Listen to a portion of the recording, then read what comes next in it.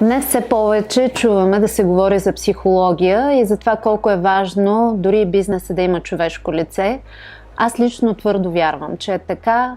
Всички виждаме какви са промените, какво се случва в обществото. Създадохме тази специалност, приложна бизнес психология, за да можем да отговорим именно на потребността да комбинираме бизнеса и човешкото, т.е. как през хората да правим бизнес.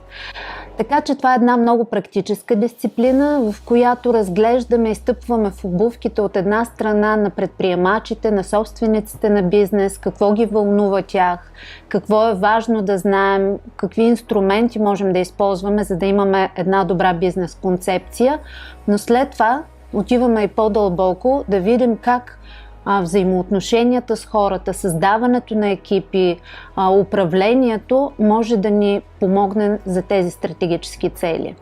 Аз съм Милена Хаджиеванова, психолог съм, занимавам се повече от 20 години с организационна психология, организационно консултиране и съм собственик и управител на фирма H-Vision. Заедно с колегите ми от Business Effect направихме тази специалност така, че да можем да задържим и децата си в България да учат и наистина влагаме сърце и душа в това да изкараме студенти, които са готови да влязат в бизнеса, снабдени са с практически знания и умения, имат инструменти и не е маловажно, има на кого да се обадят, за да попитат какво да правят от тук нататък.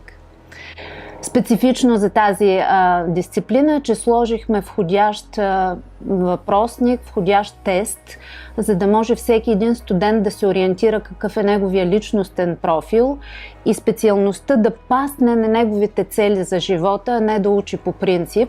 Така че това е нещо, което смятам, че малко колеги могат да се похвалят. И другото, което сложихме в програмата е индивидуален коучинг. Отново с тази идея, специалността да има смисъл за всеки един по-отделно и да сме сигурни, че това, което студентите учат днес тук, ще им влезе в употреба и те ще бъдат успешни предприемачи, HR-и, менеджери, каквото за тях е важно и интересно.